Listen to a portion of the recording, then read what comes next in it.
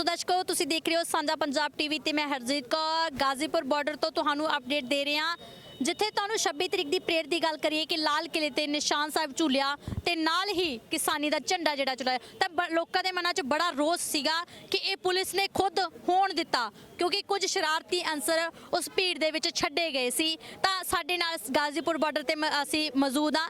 ਸਾਡੇ ਨਾਲ ਇੱਕ ਵੀਰ ਮੌਜੂਦ ਆ ਜੋ ਇੱਥੋਂ ਦੇ ਰਹਿਣ ਵਾਲੇ ਨੇ ਤੇ ਲਗਾਤਾਰ ਇਸ ਕਿਸਾਨੀ ਅੰਦੋਲਨ ਦੇ ਵਿੱਚ ਉਹ ਆਉਂਦੇ ਸੀਗੇ। ਆਪਾਂ ਗੱਲਬਾत करते हैं। सत श्री अकाल सर। आप कहाँ से हो? मैं तो इंदिरापुरम से हूँ, मैं शहरी हूँ, मैं किसान का बेटा हूँ और किसानों का मैं आभार व्यक्त करने हर दिन यहाँ पे आता हूँ, है ना। और ये जो किसान आंदोलन था अब जन आंदोलन का रूप ले चुका है और शर्म की बात है कि 26 तारीख को सरकार ने एक साजिश किया और अपने राजनीतिक फ़ायदे के लिए सरकार ने उस साजिश के तहत देश के झंडे का अपमान करवाया।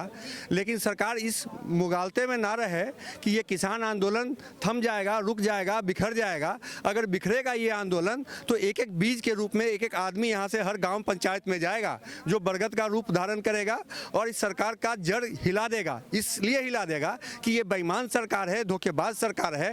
इसको ना देश से प्रेम है, ना जन से प्रेम है, ना तिरंगे से प्रेम है। बिल्कुल आपने बोला कि इनको तिरंगे से प्रेम नहीं है क्योंकि हमारे पास सोशल मीडिया पे वीडियो आती है जिसमें ये खुद पुलिस वाले हैं वो तिरंगे को ट्रैक्टर पे तिरंगा लगा हुआ है क्योंकि जो भी यहाँ से ट्रैक्टर लेके गया उन पे तिरंगे लगे हुए थे। जितने भी ट्रैक्टर जाते सबसे आगे तिरंगा, पीछे किसानी का झंडा और निशान साहब था। और निशान साहब वो है जो एक कुर्बानी का प्रतीक है। लोगों ने कुर्बानी दी है, 80% जो कुर्बानियाँ है वो सिखों ने भी की है ना, तो सिखों भी अपना झंडा लेके चलते हैं में ना। लेकिन वहां पे बताया गया कि ये खालिस्तानी का झंडा झूल रहा है, ये वह ऐसा ऐसा बहुत कुछ बोला गया। आपका क्या कहना है इसमें? देखो जी, विदेशी अंग्रेज तो चले गए, अब उनके जगह पे दुर्भाग्य से देसी अंग्रेज हमारे बीच के ही लोग देसी अंग्रेज बन के बैठ गए हैं, है ना। और इनका मेन राजनीति करने का जो मेन आधार है वो फूट डालो और राज करो।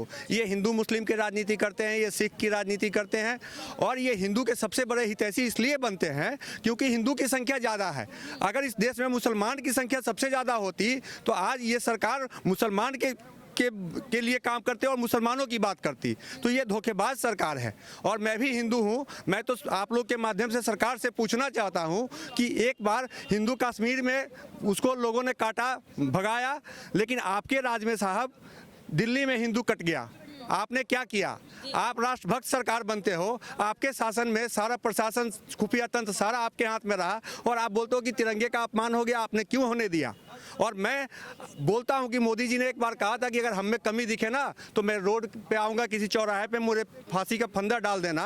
मैं गांधीवादी होते हुए ही बोलता हूं कि मोदी जी मैं फंदा तो डाल नहीं सकता हूं लेकिन मैं फंदा आपके लिए बनाऊंगा और आप में थोड़ा सा भी शर्म है तो तिरंगे के अपमान के बाद उस फांसी के फंदे को आप गले में लगाइए, है ना। ये मैं उनको कहना चाहता हूँ आपके माध्यम। आपको लगता है कि जिस रोड मैप किसानों को दिया गया अगर वहीं पे बैरिकेड कर दिए जाएंगे तो किसान क्या करेंगे? देखो, जो जत्था पहुंचा है वहाँ, जो ग्रुप पहुंचा है वो 18 किलोमीटर दूर से गया है। सरकार अगर चाहती उसका नीयत साफ होता तो लोग लाल किला तक जाते ही नहीं। लाल किले में फोर्स ही नहीं थी, सिर्फ 4-5 लोग खड़े हुए थे, उसके बाद में फोर्स आई। और जो फोर्स था उसको आदेश था नहीं, वो मुख्य दर्शक बनी रही। हमारे किसान, आप बात समझो, हमारे किसान और जवान को लड़ाया गया वहाँ पे, लेकिन हमारे जवान सतर्क थे। ये सरकार बोलती है कि उन्होंने लाठी नहीं चलाया, डंडे नहीं चलाया, आपका आदेश नहीं था, आपने उनको हाथ को बांध चुका था। और दूसरी बात, उस जवानों के प्रति जवानों के मन में किसानों के प्रति हमदर्दी थी। हम दोनों भाई भाई हैं और इस सरकार का साजिश देखो कि आपस में ही किसान और जवान दोनों एक ही परिवार के हैं। जवान कोई रईस का बेटा नहीं बनने जाता है और किसान भी रईस का बेटा किसान नहीं बनता है। तो दोनों एक ही परिवार के दो भाई हैं, उनको लड़वाना चाह रही थी सरकार, लेकिन जवान हमारे समझदार थे तो उन्होंने झेला और कुछ आतंकवादी टाइप लोग, कुछ गलत लोग उसमें घुस गए थे जो वहाँ तांडव किए। सरकार अगर ईमानदार है तो उनको अरेस्ट करो, गोली मारो, जो फांसी पर लगाओ, जो करो, लेकिन सरकार का नीयत साफ नहीं है, ये गंदी सरकार है। आपको लगता है कि जो वाकया हुआ है अब जो मोर्चा उठवाने की बात की जाती है, तैनात कर देती है फोर्स, ज़्यादा जो बड़ी तरफ से बढ़ा दी गई है। जैसे हमने बोला कि पीछे भी फोर्स है, यहाँ पे भी एसडीएम की गाड़ियाँ खड़ी हुई है, बहुत ज़्यादा एक तनावपूर्वक स्थिति यहाँ पे बना दी गई है। और क्या क्या यहाँ पे हो रहा, हमने जो देखा है, आपने क्या क्या यहाँ महसूस किया कि क्या क्या बदलाव जो इस किसानी आंदोलन में आया है? देखो, सबसे बड़ा चीज़ ये है कि ये सरकार छल बल और कूटनीति में माहिर है। है ना। सरकार के पास ताकत भी है, तंत्र भी है, सब चीज़ है। सरकार लोकतंत्र में जो होती है वो जनता के प्रति जवाबदेह होती है, लेकिन ये सरकार जनता से चुन के उनको बहला के फुसला के झूठे वादे करके सत्ता में तो आ गई, लेकिन आने के बाद इस सरकार का असली चेहरा अब सामने आ रहा है। तो ये सरकार, मैंने बोला ही कि ये देसी अंग्रेज सत्ता में आ चुके हैं, तो आप उनसे ज़्यादा उम्मीद नहीं कर सकते हो। लेकिन सरकार को एक मैं मैसेज देना चाहता हूँ कि आप देसी अंग्रेज हो, हमने विदेशी अंग्रेज को भगाया है, तो देसी अंग्रेज से तो हम लड़ेंगे, घबराएंगे नहीं। और ये आंदोलन बिखार दिया आपने अपने ताकत से पुलिस प्रशासन के बल पे, तो एक एक किसान, एक एक आदमी एक बीज के रूप में अपने गांव घर शहर को वापस जाएगा और जाके वहाँ शांत नहीं बैठने वाला है ना। तो मैं तो इस बात के लिए खुश होऊंगा, मेरे को दुगना आनंद भी मिलेगा कि अगर ये आंदोलन पूरे हिंदुस्तान में फैल जाए, क्योंकि अभी तो हम इकट्ठे हैं, जरूरत ही नहीं है। अब 60 दिन में हम जान गए कि निरंकुश बेईमान सरकार है, ये सुनेगी नहीं, तो इसलिए हमें घबराना नहीं है। आपको क्या लगता है? दोनों हाथ में लड्डू है, अगर आंदोलन हमारा चलने दिया तो भी लड्डू है, क्योंकि हम गांधीवादी रास्ते पे चल रहे हैं, और बिखेर दिया हमें तो भी लड्डू है। सोने पे सुहागा है, हम बिखरेंगे नहीं, हम फैल जाएंगे चिंगारी की तरह। और वो चिंगारी जो है वो बारूद का रूप में, लेकिन कौन सा बारूद? वो गांधी वाला बारूद है ना, जन आंदोलन का बारूद है ना। जैसे आप बोल रहे हो, आपको अगर सरकार डराने लगे, जैसे बोल रहे हैं कि असहाब हर लोगों को FIR दर्ज कर रही है, किसान आगुओं पे भी किया है, जो लोग वैसे भी शामिल हुए थे उनको भी लाठीचार्ज किया गया, उन पर भी। आपको डर नहीं लगता? मैं बता रहा हूँ, डरने की बात नहीं है। इस देश में तो जेल भरो अभियान चलेगा। आप याद कीजिए JP के आंदोलन को, है ना। तो आज इस देश में BJP के राज में सरकार बोलती है कि गद्दारों की संख्या बढ़ गई है, लेकिन जो भीड़ सरकार को देश में गद्दार दिखते हैं वो मुझे देशभक्त दिखते हैं, और हम खुद जेल में जाएंगे। सरकार के पास जेल में उतना जगह नहीं मिलेगा, तो लोग जेल से घबराने वाले नहीं हैं। ये तो हमारा अपना देश है और अपने देश का जेल है, और शासक भी हमारे अपने हैं, इनके हृदय पे चोट करेंगे, है ना। जी, आपको लगता नहीं है कि अगर ऐसा इनको लगता है कि माहौल क्रिएट हो चुका है, हमारे तिरंगे को खराब किया गया, लाल किले तक ये पहुंच गए हैं, तो बिल क्यों नहीं रद्द करते? जल्दी तो जल्दी ये समाप्त करके किसानों को घर भेजें ना। ये सरकार जो है, सही मायने में देखा जाए तो ये कॉरपोरेट की दलाल है ना। ये मोदी जी जो सत्ता में आए हैं, ये कॉरपोरेट ने इनको फाइनेंस किया। उन कॉरपोरेट के ताकत का इस्तेमाल करके, मीडिया की ताकत का इस्तेमाल करके ये सत्ता में आए हैं, तो ये काम भी कॉरपोरेट के लिए कर रहे हैं, आम जन से इनका कोई वास्ता नहीं है। जैसे अंग्रेजों का ईस्ट इंडिया कंपनी के साथ गठजोड़ था, उसी तरह मोदी सरकार का कॉरपोरेट के साथ गठजोड़ है, खास करके अंबानी और अडानी ग्रुप के साथ, है ना। तो इस बात को समझना पड़ेगा। बहुत बहुत धन्यवाद आपका। आपका क्या नाम है? मनोज शर्मा, आप कहाँ से? आगरा से। आपको क्या लगता है जो ये माहौल क्रिएट किया गया, कौन जिम्मेवार है इसका? देखिए, इसके लिए सीधे सीधे सरकार जिम्मेदार है, और इसी आंदोलन का नहीं, भारत के किसी भी आंदोलन को आप उठा के देख लें। सरकार जब आंदोलन सफलता की ओर जाता है तो सरकार हमेशा किसानों के अंदर फूट डालने की कोशिश करती है और आंदोलन को बिखराव करने की कोशिश करती है। कुछ किसान नेताओं पे हाथ रखती है, डराती है, धमकाती है कि जेल तुम्हारा घर बना दिया जाएगा, तुम्हें बर्बाद कर दिया जाएगा, तुम अपने कदम पीछे खींच लो, हम तुमको बचा लेंगे। लेकिन इस देश का इतिहास रहा है कि जब जब आंदोलन हुए तो हमेशा एक नई टीम निकलती है, नया नेतृत्व निकलता है और आंदोलन करता है। पुलिस प्रशासन चाहे कितना भी लग जाए, हम लोग डरने वाले नहीं हैं, और यदि पुलिस प्रशासन आएगा तो हम अपने हाथ बांध के यहाँ गिरफ्तारियां देंगे, हम भागने वाले नहीं हैं। प्रशासन हमारे भाई को सिर पे गोली मार सकता है, हमारे भी छाती में गोली मारना चाहे तो हम पीछे नहीं हटाएंगे, हम अपनी छातियां अड़ा देंगे। बहुत धन्यवाद आपका। सो दर्शकों, ਤੁਸੀਂ ਦੇਖਿਆ ਕਿ ਗਾਜ਼ੀਪੁਰ ਬਾਰਡਰ ਤੇ ਲਗਾਤਾਰ ਕਿਸਾਨੀ ਅੰਦੋਲਨ ਉਸੇ ਤਰ੍ਹਾਂ ਹੀ ਪੀਸਫੁਲੀ ਤਰੀਕੇ ਨਾਲ ਚੱਲ ਰਿਹਾ, ਲੋਕ ਡਟੇ ਹੋਏ ਨੇ। ਤਾਂ ਇਹ ਵੀ ਗੱਲ ਕਹੀ ਜਾ ਰਹੀ ਹੈ ਕਿ ਜੇ ਸਾਨੂੰ ਗੋਲੀਆਂ ਵੀ ਖਾਣੀਆਂ ਪਈਆਂ, ਲਾਠੀ ਚਾਰਜ ਵੀ ਹੋਵੇਗਾ, ਤਾਂ ਅਸੀਂ ਆਪਣੇ ਆਪ ਤੇ ਚੱਲਾਂਗੇ। ਜੇ ਸਾਡੀਆਂ ਗ੍ਰਿਫਤਾਰੀਆਂ ਵੀ ਹੋਈਆਂ, ਅਸੀਂ ਗ੍ਰਿਫਤਾਰੀਆਂ ਵੀ ਦੇਵਾਂਗੇ, ਪਰ ਇਹ ਅੰਦੋਲਨ ਹੈ ਜਿਹੜਾ ਉਹ ਪੀਸਫੁਲੀ ਤਰੀਕੇ ਨਾਲ ਚੱਲੇਗਾ ਤੇ ਅਸੀਂ ਇਸ ਨੂੰ ਪੂਰੇ ਸ਼ਾਂਤਮਈ ਤਰੀਕੇ ਨਾਲ ਅੱਗੇ ਵੀ ਚਲਾਵਾਂਗੇ। ਜਦ ਤੱਕ ਕਿ ਬਿੱਲ ਰੱਦ ਨਹੀਂ ਕੀਤੇ ਜਾਂਦੇ, ਤਦ ਤੱਕ ਇਹ ਜਿਹੜਾ ਕਿਸਾਨੀ ਅੰਦੋਲਨ ਆ ਉਹ ਲਗਾਤਾਰ ਜਾਰੀ ਹੈ। ਸੋ ਕੇਂਦਰ ਸਰਕਾਰ ਨੂੰ ਸੋਚਣਾ ਪਊਗਾ ਵੀ ਜੇ ਇਦਾਂ ਦਾ ਲੱਗਦਾ ਕਿ ਉਹਨਾਂ ਨੂੰ ਮਾਹੌਲ ਕ੍ਰੀਏਟ ਹੋ ਰਿਹਾ, ਇਹ ਜਿਹੜੀ ਸ਼ਾਂਤੀ ਆ ਉਹ ਭੰਗ ਕੀਤੀ ਗਈ ਆ, ਹਿੰਸਾ ਕੀਤੀ ਗਈ ਆ, ਤਾਂ ਉਹਨਾਂ ਨੂੰ ਇਹ ਬਿੱਲ ਰੱਦ ਕਰ ਦੇਣੇ ਚਾਹੀਦੇ ਨੇ, ਤਾਂ ਜੋ ਖੁਸ਼ੀ-ਖੁਸ਼ੀ ਕਿਸਾਨ ਆਪਣੇ ਘਰਾਂ ਨੂੰ ਚਲੇ ਜਾਣ। ਜਿੱਥੇ ਇਹ ਬੈਰੀਗੇਡ ਖੋਲ ਦਿੱਤੇ ਗਏ ਸੀਗੇ ਕਿ ਕੱਲ ਦੇ ਟਰੈਕਟਰ, ਪਰਸੋਂ ਦੀ ਟਰੈਕਟਰ ਪਰੇਡ ਹੋਣੀ ਸੀ ਉਹਦੇ ਵਾਸਤੇ, ਪਰ ਦੁਬਾਰਾ ਉਸੇ ਤਰ੍ਹਾਂ ਹੀ ਬੈਰੀਗੇਡ ਕਰ ਦਿੱਤੀ ਗਏ ਨੇ।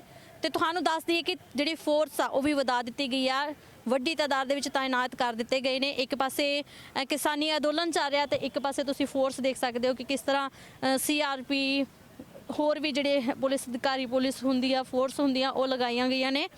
ਤੇ ਨਾਲ ਹੀ ਤੁਹਾਨੂੰ ਦੱਸ ਦਿੰਨੇ ਆ ਕਿ ਇਹ ਜਿਹੜਾ ਮੋਰਚਾ ਇੱਥੋਂ ਤੱਕ ਟਰਾਲੀਆਂ ਟਰੈਕਟਰ ਸੀਗੇ। ਇਸੇ ਹੀ ਗਾਜ਼ੀ ਬਾਰਡਰ ਤੇ ਆਈਟੀ ਤੇ ਜਿਹੜਾ ਇੱਕ ਮੌਤ ਹੋਈ ਹੈ, ਕਿਸਾਨ ਸ਼ਹੀਦ ਹੋਇਆ। ਤੇ ਇਹ ਗਾਜ਼ੀਪੁਰ ਬਾਰਡਰ ਤੇ ਅਸੀਂ ਮੌਜੂਦ ਹਾਂ ਜਿੱਥੋਂ ਦੇ ਤੁਹਾਨੂੰ ਹਾਲਾਤ ਦਿਖਾ ਰਹੇ ਹਾਂ।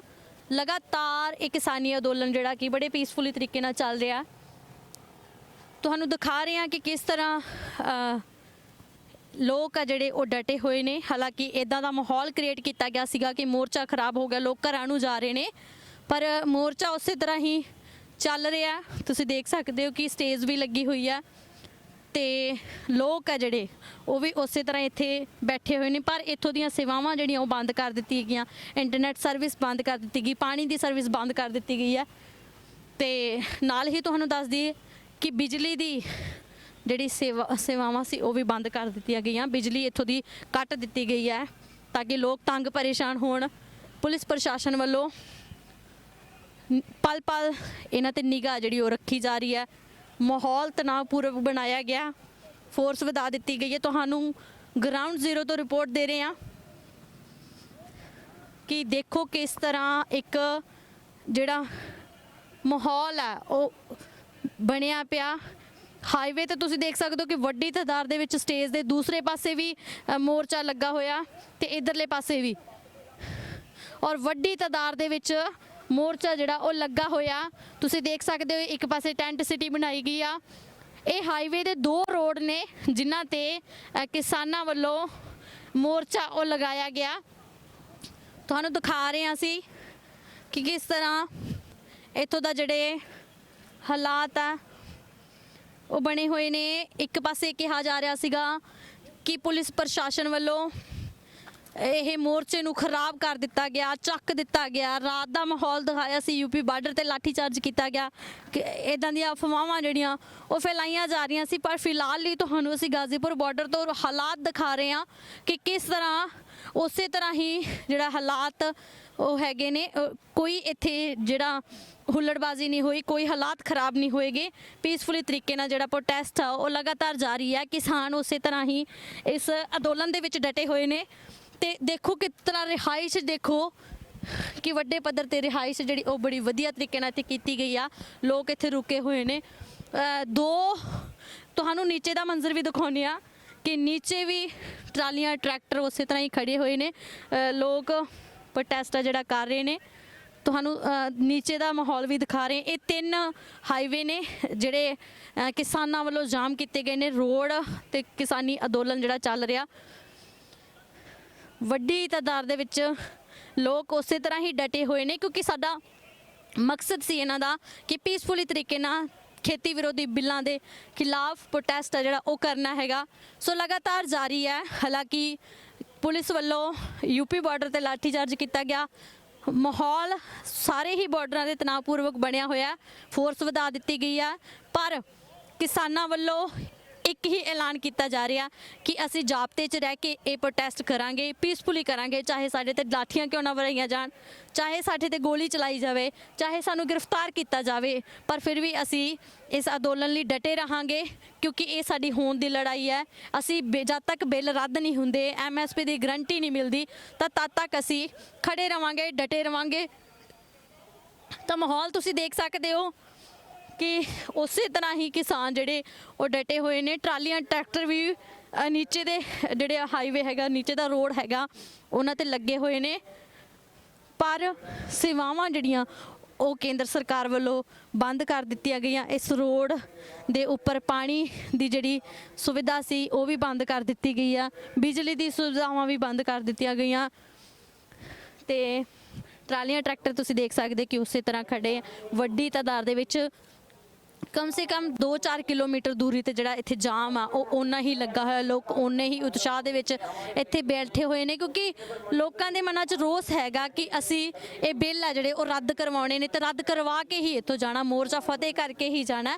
ਤਾਂ ਜੋ ਅਫਵਾਹਾਂ ਫੈਲਾਈਆਂ ਜਾ ਰਹੀਆਂ ਸੀ ਉਹਨਾਂ ਵੱਲ ਨਾ ਧਿਆਨ ਦਿੱਤਾ ਜਾਵੇ ਕਿਉਂਕਿ ਮੋਰਚਾ ਜਿਹੜਾ ਉਹ ਬੜਾ ਪੀਸਫੁਲੀ ਤਰੀਕੇ ਨਾਲ ਚੱਲ ਰਿਹਾ। ਲੰਗਰ ਵੀ ਇੱਕ ਪਾਸੇ ਤੁਸੀਂ ਦੇਖ ਸਕਦੇ ਕਿ ਉਸੇ ਤਰ੍ਹਾਂ ਹੀ ਜਾਰੀ ਹੈ। ਲੰਗਰ ਵੀ ਚੱਲ ਰਿਹਾ ਤੇ ਇਧਰ ਜਿਹੜਾ ਮੋਰਚਾ ਉਹ ਵੀ ਵਧੀਆ ਤਰੀਕੇ ਨਾਲ ਚੱਲ ਰਿਹਾ ਹੈਗਾ। ਹਾਲਾਂਕਿ ਤੁਹਾਨੂੰ ਦੱਸਦੇ ਸਟੇਜ ਤੋਂ ਪਰਲੇ ਪਾਸੇ ਦੀ ਗੱਲ ਆ ਤਾਂ ਉੱਥੇ ਵੀ ਉਸੇ ਤਰ੍ਹਾਂ ਹੀ ਉਤਸ਼ਾਹ ਜਿਹੜਾ ਦੇਖਣ ਨੂੰ ਮਿਲ ਰਿਹਾ। ਇਧਰ ਲੰਗਰ ਅਸੀਂ ਲੰਗਰਾਂ ਦੇ ਵਿੱਚ ਵੀ ਜਾ ਕੇ ਗੱਲਬਾਤ ਕਰਾਂਗੇ ਕਿ ਕਿਸ ਤਰ੍ਹਾਂ ਲੰਗਰ ਜਿਹੜੇ ਕਾਰ ਸੇਵਾ ਦਿੱਲੀ ਵਾਲੇ ਹੈਗੇ ਆ ਉਹਨਾਂ ਵੱਲੋਂ ਇਹ ਲੰਗਰ ਜਿਹੜਾ ਚਲਾਇਆ ਜਾ ਰਿਹਾ ਹੈਗਾ। ਤੇ ਇੱਕ ਪਾਸੇ ਲਿਖਿਆ ਕਿ ਸੜਕੋं को अपनी नीयत से जैसे साफ रखें, ਠੀਕ ਹੈ। ਇਹ ਵੀ ਗੱਲਾਂ ਇੱਥੇ ਲਿਖੀਆਂ ਗਈਆਂ। ਚਾਹ ਪਾਣੀ ਦਾ ਪ੍ਰਬੰਧ ਵੀ ਚੱਲ ਰਿਹਾ।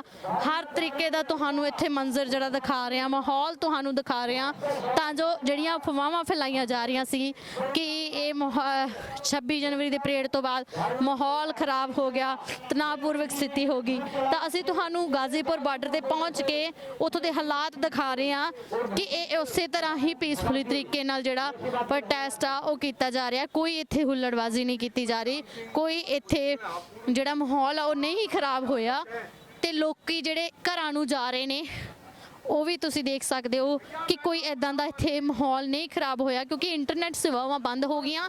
ਇਸ ਕਰਕੇ ਪੰਜਾਬ ਵਾਸੀਆਂ ਨੂੰ, ਵਿਦੇਸ਼ ਦੇ ਵਾਸੀਆਂ ਨੂੰ ਜਾਂ ਹੋਰ ਬਾਹਰ ਵਸਦੇ ਵਾਸੀਆਂ ਨੂੰ ਇਹ ਜਿਹੜੀ ਖਬਰ ਆ ਉਹ ਨਹੀਂ ਪਹੁੰਚ ਰਹੀ। ਪਰ ਤੁਹਾਨੂੰ ਅਸੀਂ ਪਲ ਪਲ ਦੀ ਇਸ ਕਿਸਾਨੀ ਅੰਦੋਲਨ ਦੀ ਅਪਡੇਟ ਆ ਉਹ ਦੇ ਰਹੇ ਹਾਂ ਕਿ ਕਿਸ ਤਰ੍ਹਾਂ ਇੱਥੇ ਟਰਾਲੀਆਂ ਟਰੈਕਟਰ ਤੁਸੀਂ ਦੇਖ ਸਕਦੇ ਹੋ ਤੇ ਲੋਕ ਜਿਹੜੇ ਇੱਥੇ ਕਿਸਾਨ ਜਿਹੜੇ ਬੈਠੇ ਹੋਏ ਨੇ ਉਹ ਉਸੇ ਤਰ੍ਹਾਂ ਹੀ ਪੀਸਫੁਲ ਤਰੀਕੇ ਨਾਲ ਪ੍ਰੋਟੈਸਟ ਆ ਜਿਹੜਾ ਉਹ ਆਪਣਾ ਕਰ ਰਹੇ ਨੇ। ਲੰਗਰ ਤੁਸੀਂ ਦੇਖ ਸਕਦੇ ਹੋ, ਹਸਪੀਟਲ ਦੀ ਸੇਵਾਵਾਂ ਜਿਹੜੀਆਂ ਉਹ ਵੀ ਇੱਥੇ ਉਸੇ ਤਰ੍ਹਾਂ ਹੀ ਚੱਲ ਰਹੀਆਂ ਨੇ ਵੀ ਕੋਈ ਵੀ ਇੱਥੇ ਮਾਹੌਲ ਆ ਜਿਹੜਾ ਉਹ ਖਰਾਬ ਨਹੀਂ ਕੀਤਾ ਗਿਆ। ਹਾਲਾਂਕਿ ਕੇਂਦਰ ਸਰਕਾਰ ਵੱਲੋਂ ਜੋ ਵਰਤਾਰਾ ਕੀਤਾ ਗਿਆ ਕਿਸਾਨਾਂ ਦੇ ਨਾਲ, ਉਹਨਾਂ ਨੂੰ ਕੀ ਸਥਿਤੀ ਹੁਣ ਇੱਥੋਂ ਦੀ ਬਣੀ ਹੋਈ ਹੈ ਜਿੱਥੇ ਦੱਸਿਆ ਜਾ ਰਿਹਾ ਸੀਗਾ ਕਿ ਮਾਹੌਲ ਖਰਾਬ ਹੋ ਚੁੱਕਾ ਹੈ ਤੇ ਮੋਰਚਾ ਜਿਹੜਾ ਉਹ ਚੁੱਕੇ ਜਾ ਰਹੇ ਨੇ। ਨਹੀਂ ਜੀ, ਅਜੇ ਸਾਨੂੰ ਕੁਝ ਦਿਖ ਰਿਹਾ ਜੀ, ਬਹੁਤ ਸੰਗਤ ਹੈ ਇੱਥੇ, ਸਾਡੇ ਸਮਝ ਤੇ ਨਹੀਂ ਆ ਰਿਹਾ। ਪੀਸਫੁਲੀ ਤਰੀਕੇ ਨਾਲ ਉਸੇ ਤਰ੍ਹਾਂ ਪ੍ਰੋਟੈਸਟ ਜਿਹੜਾ ਕੀਤਾ ਜਾ ਰਿਹਾ। ਹਾਂਜੀ ਹਾਂਜੀ ਹਾਂਜੀ।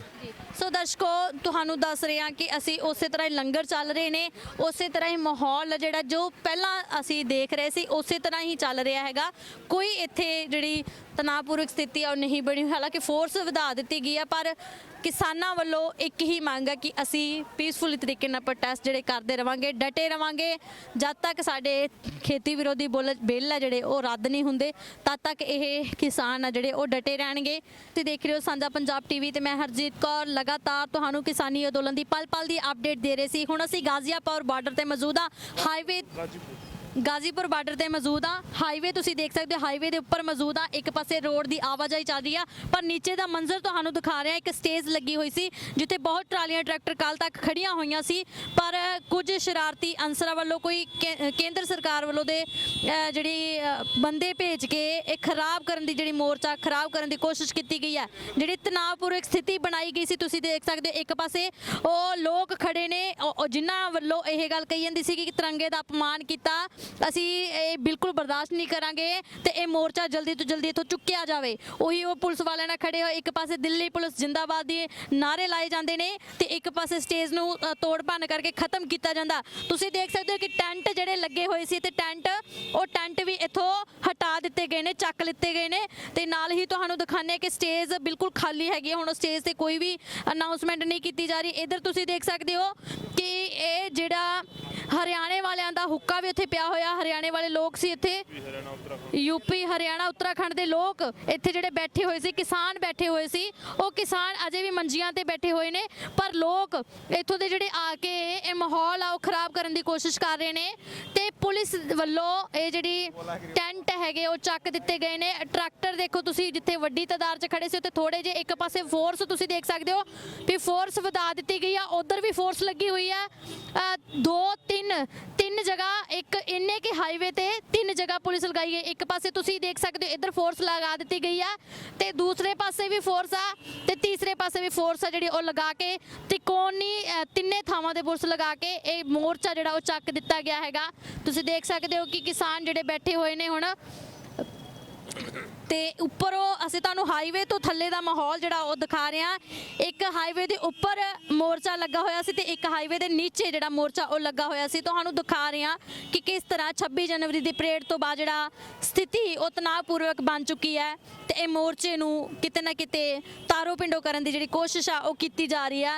ਔਰ ਕਈ ਇਦਾਂ ਦੇ ਪੁਲਿਸ ਅਧਿਕਾਰੀਆਂ ਵੱਲੋਂ, ਪ੍ਰਸ਼ਾਸਨ ਵੱਲੋਂ ਇਦਾਂ ਦੇ ਲੋਕ ਆ ਜਿਹੜੇ ਉਹ ਛੱਡੇ ਗਏ, ਜਿਹੜੇ ਤੁਸੀਂ ਦੇਖ ਸਕਦੇ ਹੋ ਸਾਹਮਣੇ ਉਹ ਪੁਲਿਸ ਮੀਡੀਆ ਵਾਲਿਆਂ ਨੂੰ ਬਾਈਟ ਵੀ ਦੇ ਰਹੇ ਨੇ, ਪਰ ਉਹ ਹੁਣੇ ਇੱਥੇ ਨਾਅਰੇਬਾਜ਼ੀ ਕਰ ਰਹੇ ਸੀ। ਅਸੀਂ ਉਹ ਵੀ ਰਿਕਾਰਡ ਕੀਤਾ ਹੈਗਾ ਤੇ ਤੁਹਾਨੂੰ ਦਿਖਾ ਰਹੇ ਹਾਂ ਕਿ ਕਿਸ ਤਰ੍ਹਾਂ ਨੀਚੇ ਦਾ ਮੰਜ਼ਰ ਹੈ ਜਿਹੜਾ ਕਿ ਕਿਸ ਤਰ੍ਹਾਂ ਜਿਹੜਾ ਮੋਰਚਾ ਉਹ ਖਤਮ ਕਰ ਦਿੱਤਾ ਗਿਆ, ਇੱਥੋਂ ਮੋਰਚਾ ਚੱਕ ਲਿਆ ਗਿਆ। ਅਸੀਂ ਦੂਸਰੇ ਪਾਸੇ ਵੀ ਤੁਹਾਨੂੰ ਜ਼ਰੂਰ ਦਿਖਾਵਾਂਗੇ ਕਿ ਉੱਪਰ ਹਾਈਵੇ ਦੇ ਉੱਪਰ ਬੈਰੀਗੇਟਿੰਗ ਹੋਈ ਆ, ਪੁਲਿਸ ਵੱਡੀ ਗਿਣਤੀ ਦੇ ਵਿੱਚ ਤਾਇਨਾਤ ਕੀਤੀ ਹੋਈ ਆ